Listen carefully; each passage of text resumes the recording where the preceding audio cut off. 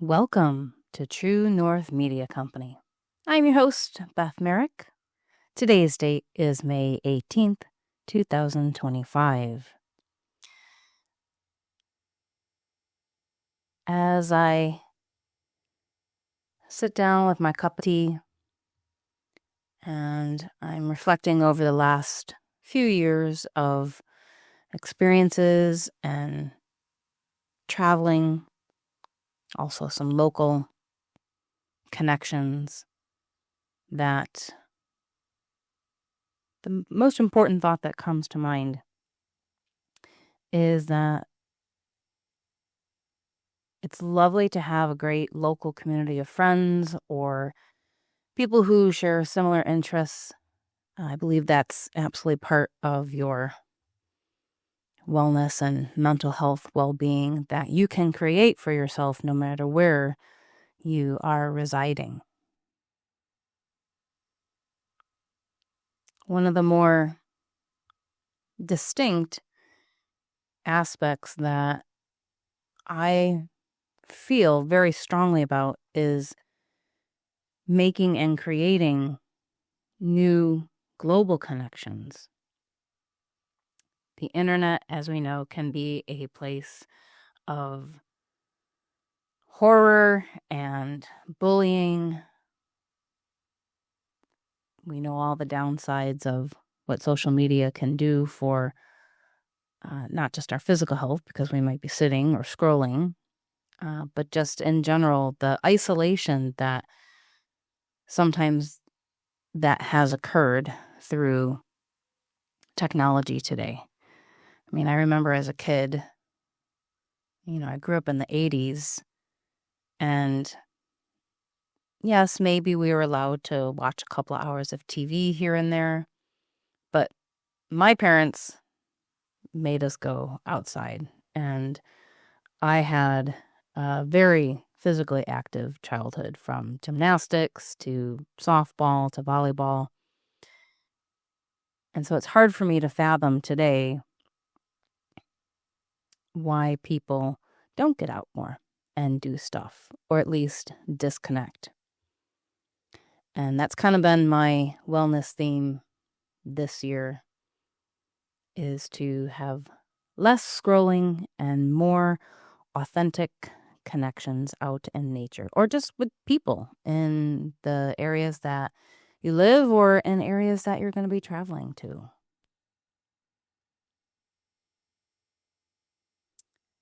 So let's talk about the importance of global connections. There is something to be said about coming together with like-minded individuals as a group, whether it be for music and concerts, for foodie type of adventures. I will say that living near the city of Chicago, I live on the south side of Chicago in the suburban area. So I can't really say that I'm from Chicago. There was a time that I used to live on the north side of Chicago, but in general, you get the gist of what I'm saying. Being by Chicago, I am very aware that I have access to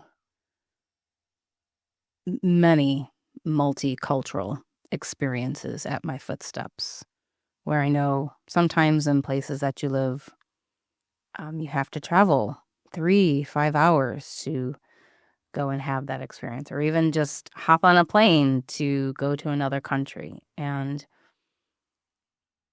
I wouldn't say that I've become obsessed with having more connections and experiences outside of the United States of America.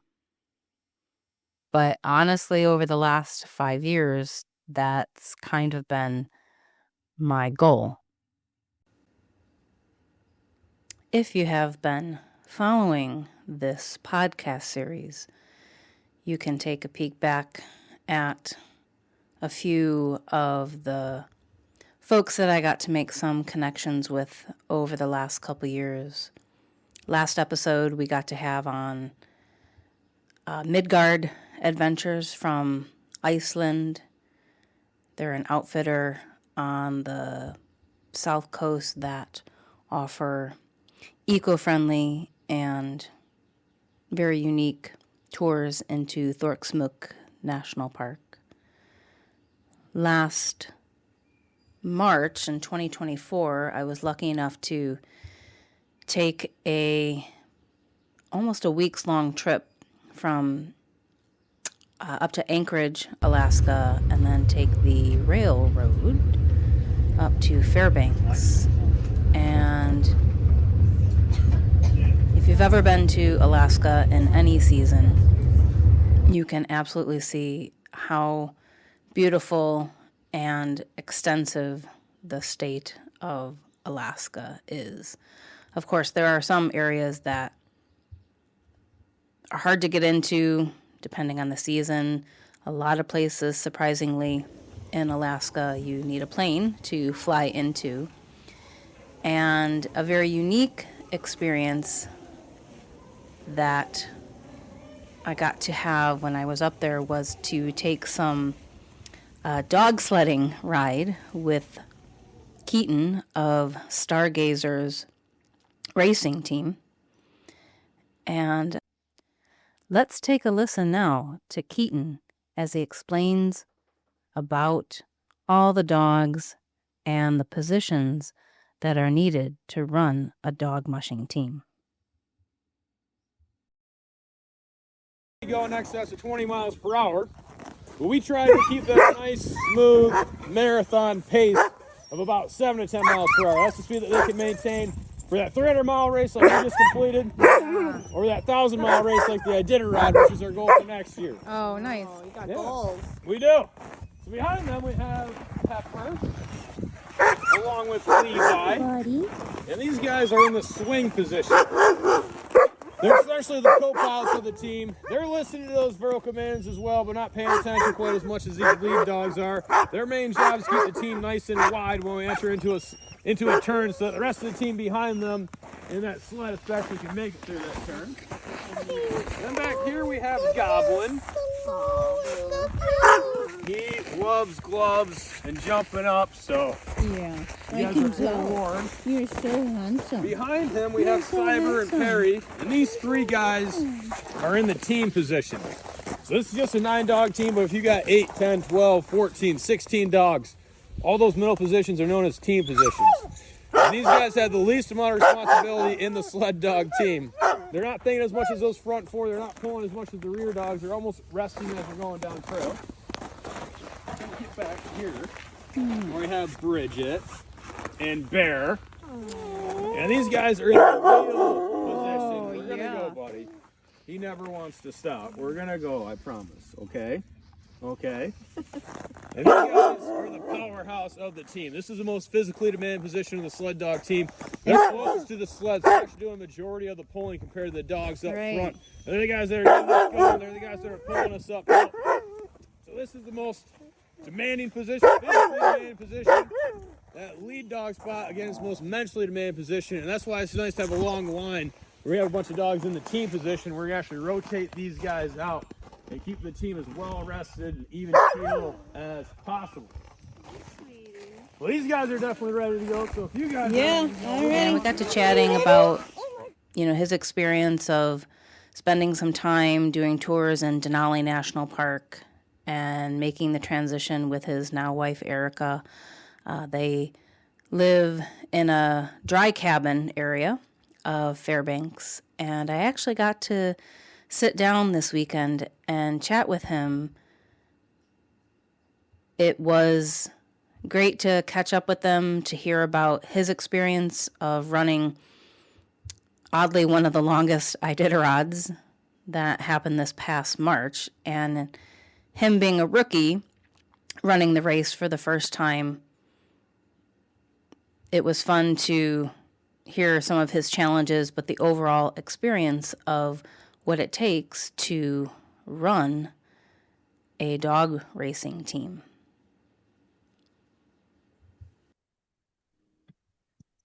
Can you hear us now? See us? Yeah. Hey. It's been a second since I've used this stuff. Oh, I know. I'm actually terrible with technology. So I've been like practicing for like 15 minutes. I'm like, okay, does it sound okay? Does it look okay? Let me switch it. Yeah. Well, So I opened it up earlier today and made sure everything was functioning because last time I tried to do a Zoom meeting, for some reason the video wouldn't work. oh So I had yeah. to do it on the phone and audio was an issue. So I made sure everything was good or attempted to, but sometimes Yeah. it seems like it's good and then it's not. So Yeah. I mean, that it's like, did you update your phone? No, now you gotta update it. Okay, now it works. So all that yeah. jazz. How are you guys? Good. How are you? I'm good. And it's nice to finally meet you, Erica, after I got a chance to like chat with you over the year. You too. Uh, we got Goblin in here too for you. So Yeah, he's I don't know why I picked Goblin, probably because of what you had said when I was out there in March, and you're like, oh, he loves gloves. And I'm like, oh, yeah. that's kind of like my dog. He like when he was a puppy, he would like steal everything and like destroy it. So Yeah. Yeah, this is how he usually is. So that's Goblin. Aw. He hasn't slowed down at all. He's almost 9 now, and he's Is still it really? crazy like a puppy, huh? Aw. So So how is everything up there in Fairbanks? it's good. We've been really busy. Now we're finally got a little bit. So the last like month was kind of my downtime to kind of like recover and pick Yeah. up on all the projects and just catch up on everything, and then actually start work again tomorrow. So Okay. yeah, it's been busy. Erica's been the real busy one. Come here, Goblin. You take that. He's like trying to steal the scene. He's like, no, I want to be in the interview. So now, what do y'all do for work up there? Because I know the racing component is like your fun stuff, right? But Yeah, I mean we that's all like have to have real jobs in order to support our fun stuff. yeah. So racing is like our everything, really. Like it's I don't know. It's not like a hobby. It has to be like an entire way of life to Yeah. do this because it's all encompassing. It's all consuming. So in the wintertime, I do tours Yeah. with the dogs that you were a part of. Yeah. And in the summer, I do tours as well at Trailbreaker. And then we're trying to start our own business where I can do my own tours, but that's kind of, we're working on logistics of that end and everything. It's, a lot with everything else we've had going on. Then Erica works at IGU, Interior Gas Utility, as I'm Very, the executive assistant to the GM there, yeah. so Very, it's like a very typical. functional job. Yeah. Yep. yeah. So she works a typical. She's there about 8 to 5 usually. Okay. And but in the wintertime, I mean, so I'm the one that is training and doing everything. So like it's about an hour drive almost to go into town. So it Yeah. doesn't make sense for me to drive in to like go get groceries or gas or water or anything like that. So Erica picks up all that too, like Okay. in between. And then we live in a dry cabin, so she has to go in You early to do. shower. So she'll be leaving here like sometimes at 5 in the morning and then go shower, go work, and then do all the errands afterwards. And I get back till like 9 at night. And then I'm still running dogs because I mean, that's like an all day thing. I'll get back Sure. at like 10, 11, 12, 1 in the morning, and Oh she'll wow. have food ready for me and the dogs and everything. So she works way harder than I do. Now, have you guys always lived in a dry cabin experience? Like, is this? I know you guys have We've been lived together pretty much. in. Uh, no, what I mean is like, how long have you guys lived in Alaska? About 4 or 5 years? No. Yeah, so I came up here. My first summer was 21. Her first summer was 20. And Okay. then, so her first winter was the winter of 21. And then my first winter was 22. And we've been Okay. up here ever since. Yeah. But yeah, we've been living in a dry cabin since 22, 23, Yeah. something like that. I don't know. It all blends together. You get really used to it pretty quick. I would say that um I barely learned enough about Alaska before I went there. And Yeah. even just like just the train experience that we took from Anchorage up to Fairbanks, and we picked up some folks, I forget what stop it was, but the conductor was like, well, this is a flag stop. So if Yep. someone's out here, this is, and we talked to people and they kind of described, I don't know what the right term is, but for people who basically live away from city life, Yep. it's just that's you either grew up that way, that's how you were raised, or it's the choice to live far away from people, which I kind of totally understand. Yeah, I mean it's a mix of all that for sure. Yeah. Because the train was my first introduction to Alaska as well. So I flew into Okay. Anchorage, never been there before, and took the train up to Denali. And Uh, the flag stop, that was my first time experiencing that. But that's kind of like how it used to be everywhere where there was trains. You just flag it down. And so that's kind of like a continuation of that, yeah. which Alaska is good for that in many different ways because it's kind of, I mean, it's close to the past as you can get, really, Right. in some ways. I mean, if you want to go live however you want to live, you can come and do that up here. I Yeah. mean, we bought this property solely because of the trail access and the trails Okay. for running dogs. That was the priority. That was the goal. That was everything. Yeah. And so we're off grid. So we got a generator and solar panels producing our electricity to do this right That's now. We got awesome. Starlink, and yeah, we haul water, and it's just a normal way of life for us now because we get so used to it and we do it day in and day out. But yeah, it's not how we were born and raised. No. Yeah. Well, you're from what, Midland, Michigan? Yep. Yep. Erica, where are you from originally? I'm from a little town called Shakora, Pennsylvania. It's near Pittsburgh. Okay. So you're New England, so to speak. You're Yeah. you're a New Englander. Yeah. Now, do they get a lot of opportunities to come out and visit you outside of race season, or do they only come out when you're doing a big race? Well, her dad has been up here pretty much every summer that we've been up here, that she's been up here, Yeah. helping us with the cabin and anything and everything. And then, yeah, my family, so they came up here. My mom came up my first summer up here. We went halibut fishing. So that was her first time in Alaska as well. Oh, And nice. then the rest of my family really came up here for the first time a year ago because we got married. Our 1 year anniversary is actually tomorrow. So, yeah. So that was, yeah. Oh, it's perfect. I love it. Yeah. So Well, that was thank you the for first taking time, up like, your weekend. we don't really have a whole lot planned.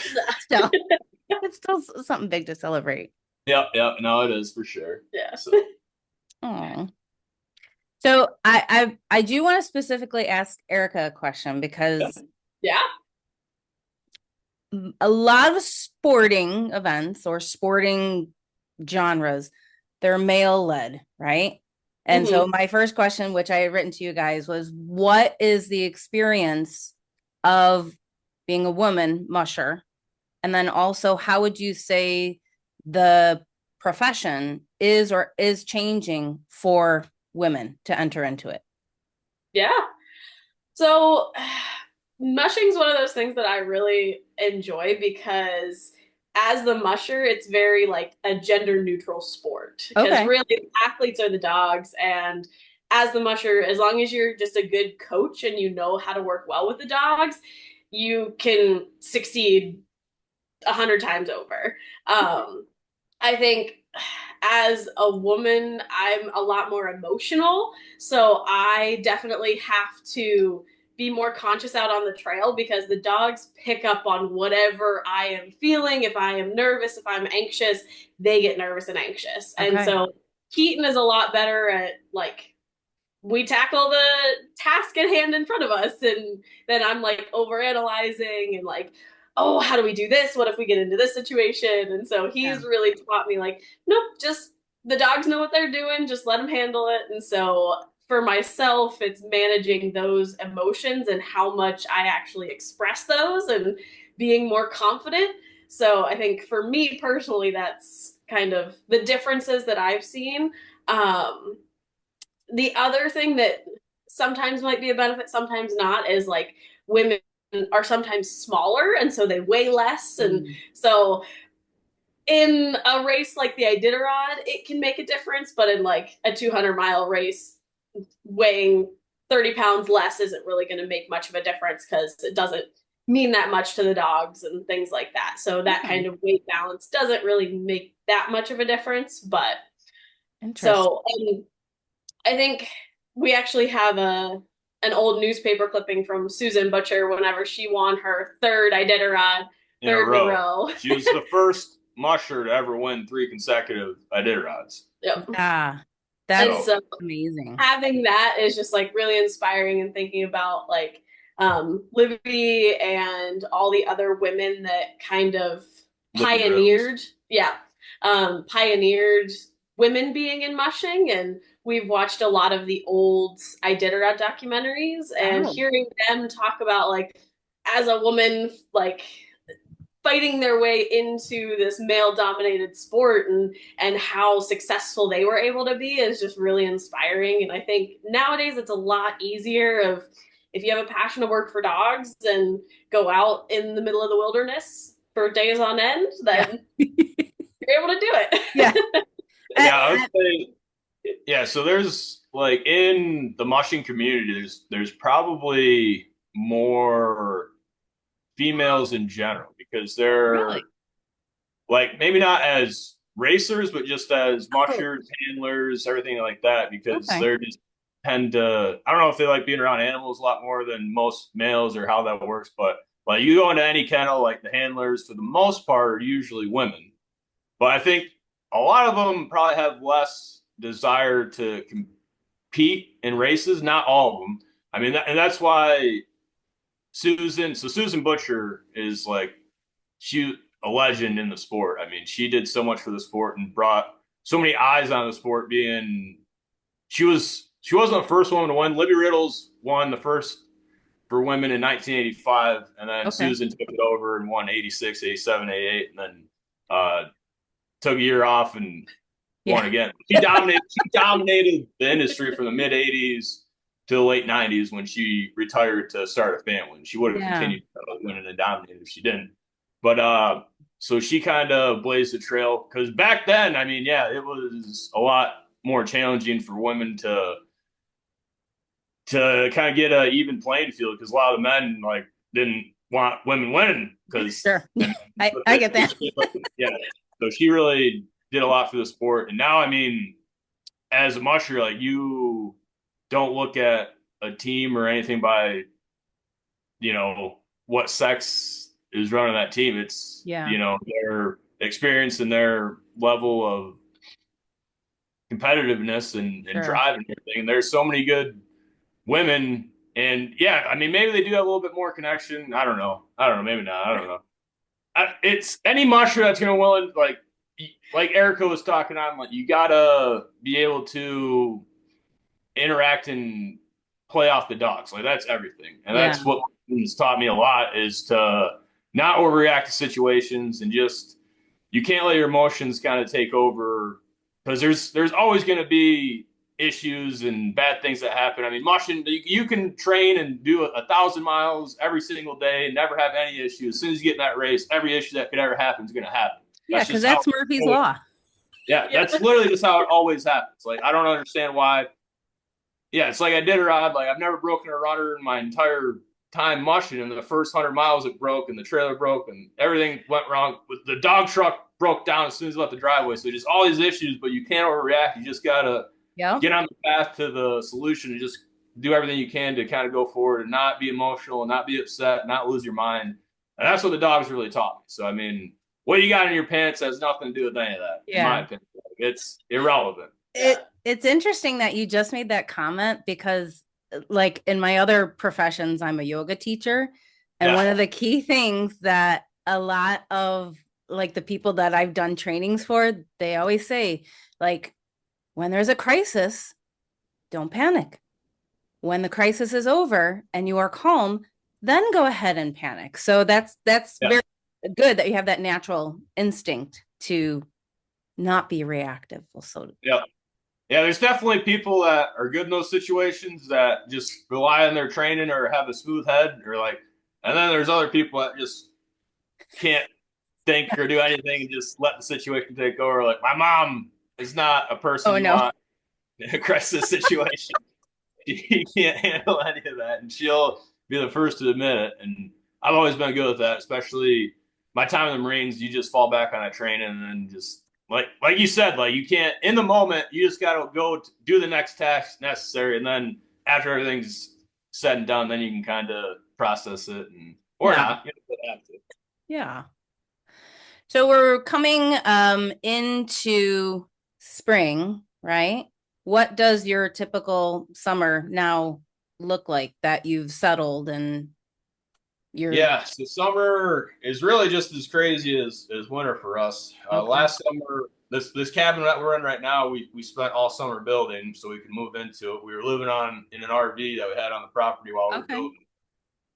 And for me, I got to work as much as I can to get as much funds as possible to pay for what we do in the winter because it's absolutely insane. And then in Alaska in general, like the summer comes and goes very, very quickly. So every project you got to do outside, you got to accomplish within that short amount of time. So that's why last summer we were working so hard in the cabin to get it done before the snow starts flying. This year we got a big trail that we got to put in to access the lower trails where we're at because last winter we were using the road to access trails, which is not ideal because it gets plowed and it's downhill both ways. So you get instantly going like 15 miles per hour and it's sharp. It's just not ideal. So we're putting in a trail right now. That's our big project. And then we got a laundry list of things to do in the summer that, I mean, every waking second we're chugging along and doing that and trying to make as much money as possible. Yeah. And I know that you guys just have a new litter of puppies. How is that all going? How's everyone doing? And is this your first time having a dog with a litter and you're going through that whole process? Yep. First time having puppies. Yep. They're all doing great. They are actually at Trailbreaker now, so they can get socialized and meet new people and all that. So they're getting settled there. And luckily, my office is about 8 minutes away. So Tekla has been very gracious, and she said that after work I can come and visit with them and stuff. And so I'll still get my puppy time, which I desperately need. But they are sweet.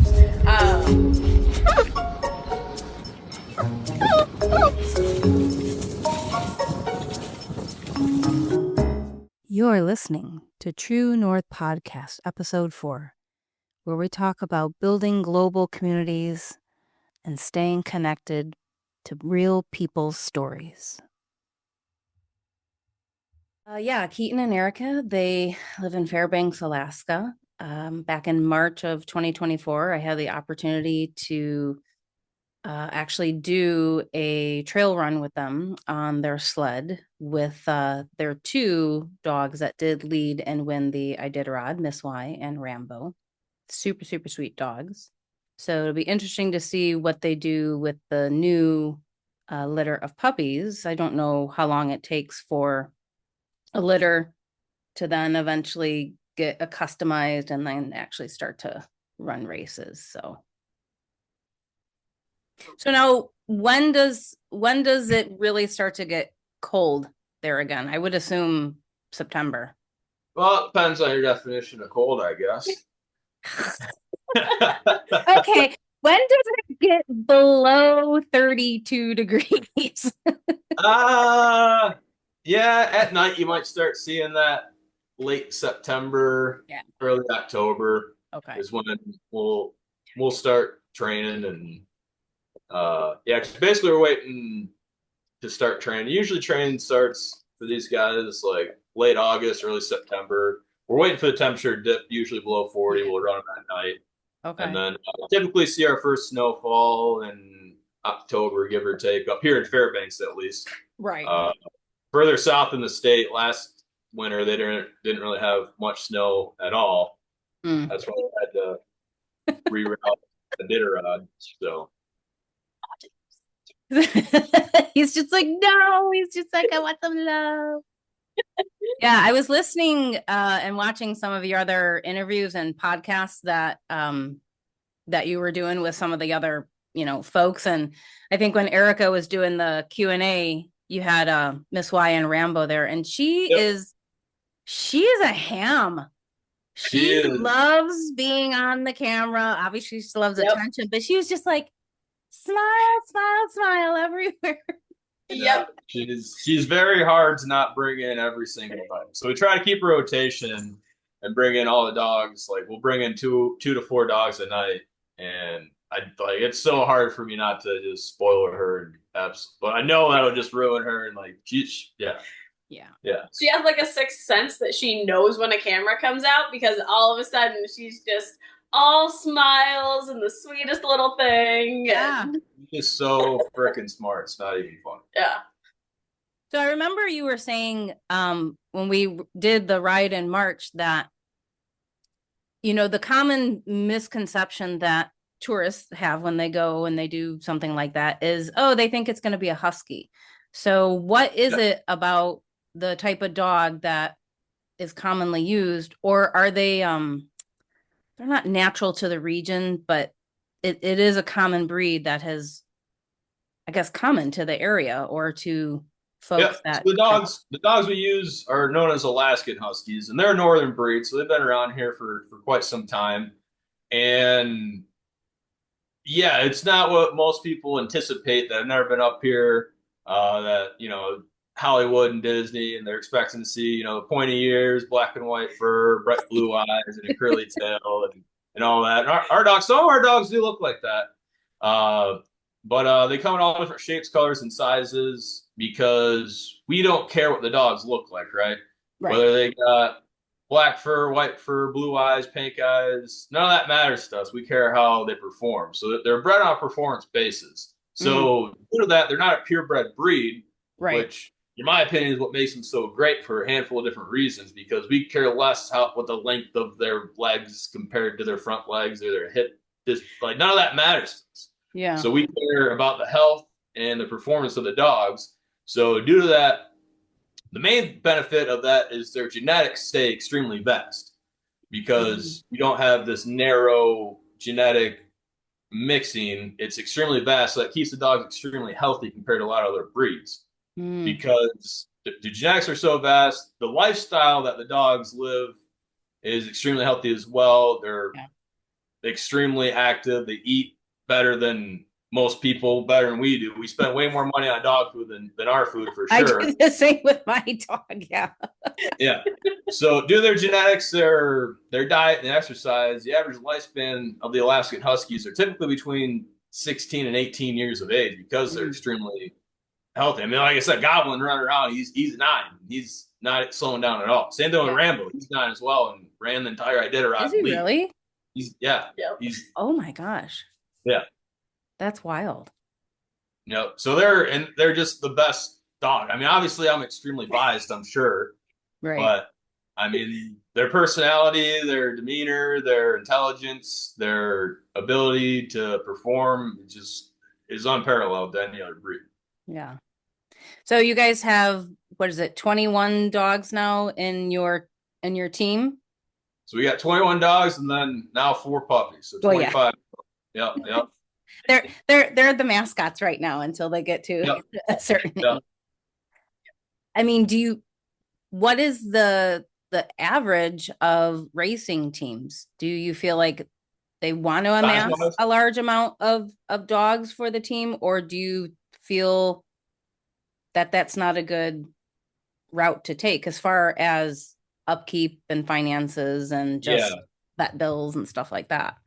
Yeah, so the business model has definitely changed a lot from Susan's time when she was dominating the sport. She, at sometimes, I'm sure, would have over 100 dogs and would just have not only that depth for the team, but also different stages of developmental processes to kind of mend this whole competitive 16 to 20 dogs back then that they were going to take to the starting line. Nowadays, you still see a lot of competitive teams with 40 plus dogs.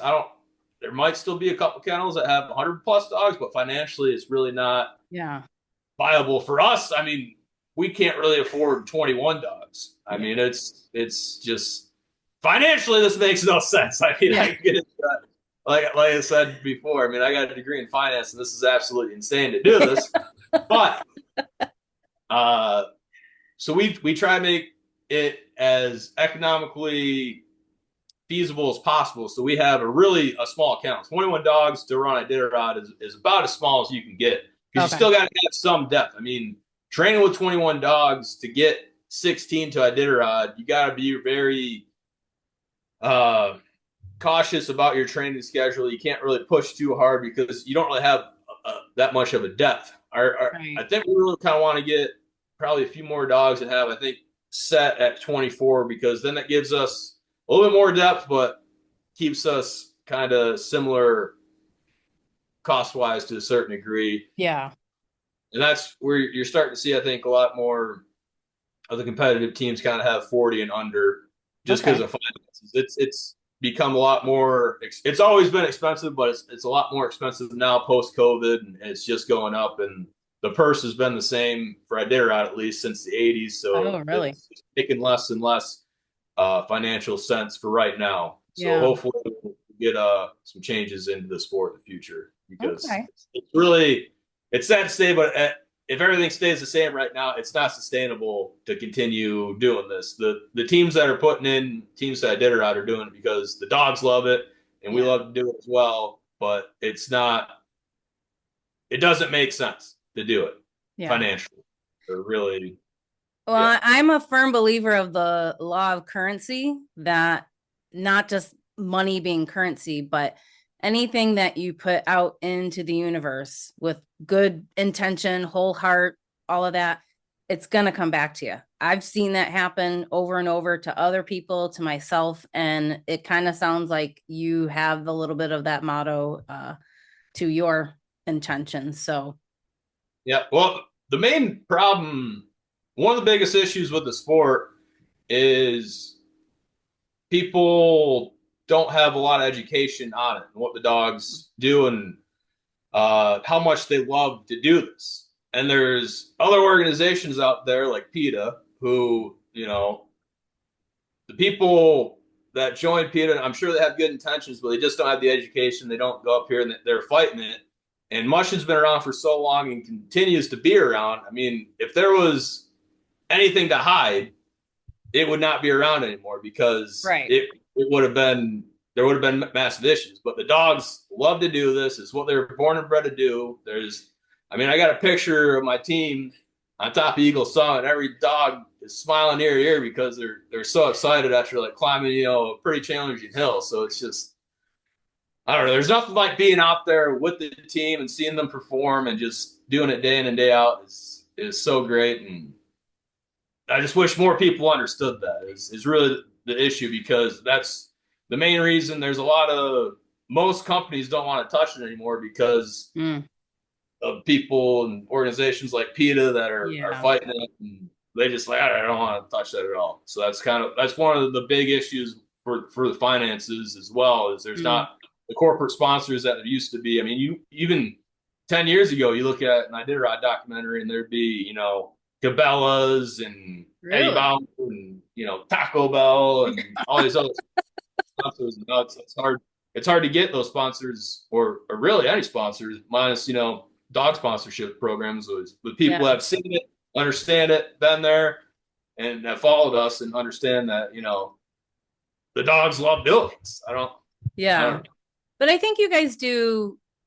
I mean, honestly, you're the first experience that I've had with it, but I just with like your social media and like, taking the time to do little interviews, it allows you to go out there and educate and really show why you're passionate. And then when people actually see the dogs, or, a lot of the, the local radio stations or like photographers that were around Nome, when you get to see like all the captures that they had, you not only are you showcasing your dogs, but just the history and how beautiful Alaska actually is. Yeah. I mean, I try to be an ambassador for the sport as much as possible. So again, in the summer, I do tours for Trailbreaker, and we have the cruise lines come in there, and we'll get sometimes 50 guests. And my goal is to educate them and excite them about the sport and the dogs as much as possible. And I mean, I would do that for free just because like I have an issue ending the tours. Like some of the people I work with are not too excited because I'll just keep on going, especially like if they're into it because like I'm just so passionate about it and I just want to educate because there's 50 people there. So like you might like strike a couple of them, but even if you get like 5 people and they go home and tell, their family and friends and just try to spread that as much as possible. I don't know. I don't know what I'm saying, but no, that's a good, it's a good businessman's motto. I'm gonna catch a few bees with honey and then, just watch it kind of spread. hopefully.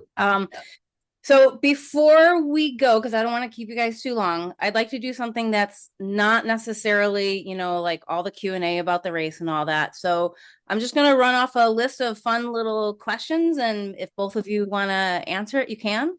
Okay. Yep. So the first one is, what do you prefer, Guinness or an IPA? I have never actually tried either. I would definitely say IPA.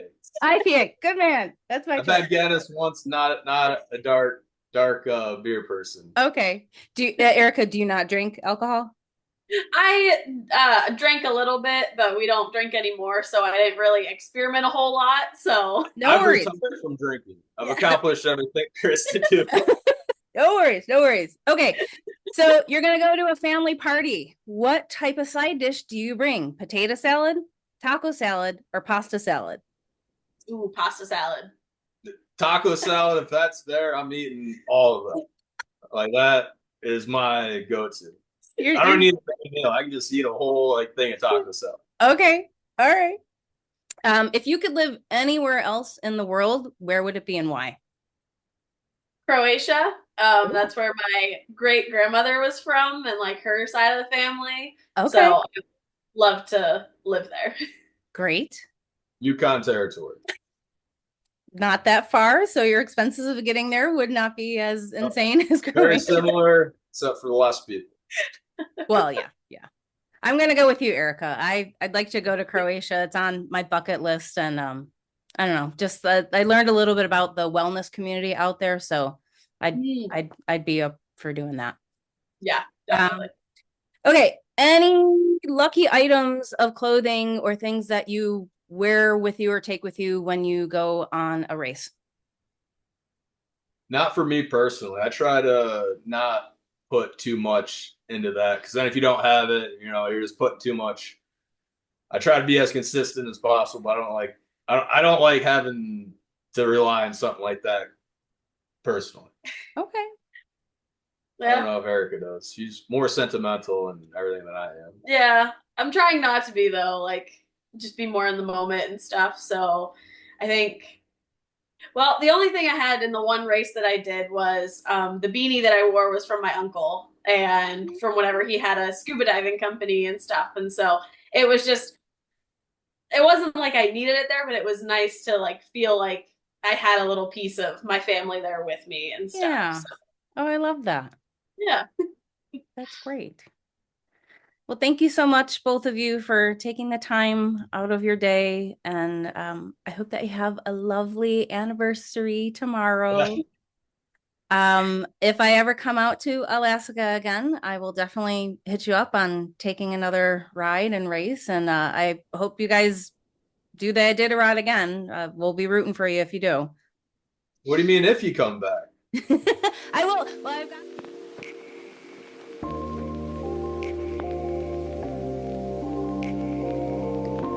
Thanks for listening to that interview with Stargazers racing team, Keaton and Erica from Fairbanks, Alaska. As we start to wrap up episode 4 and thinking about how can you build a global community of friends,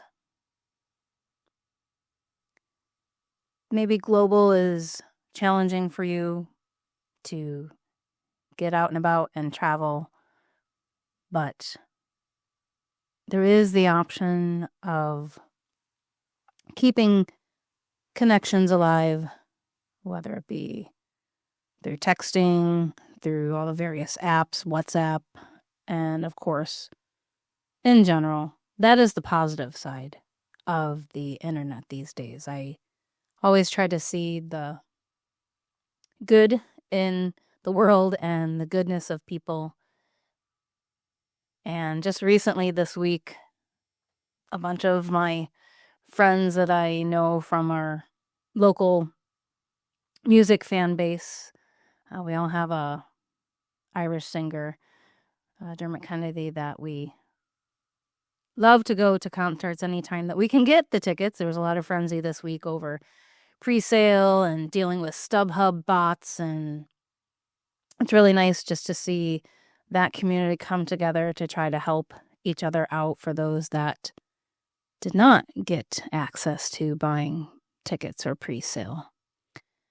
And the notion of keeping community, I think, is a really good theme to maintain this year, especially in all of the insanity and craziness that is present in the world. It's hard sometimes to just focus in on all of the negative, and this is where you got to be able to hold on to a little bit of light, whether you make that light yourself or whether you find it in other people. So I'm going to take the time to wrap up this episode 4 on our podcast today. And if I ever see you out on the road, please say hello. Enjoy your holiday weekend for those of you that are in the States and heading into Memorial Day weekend. Be safe, be kind, and remember, you get what you shine your light on. Cheers, everyone.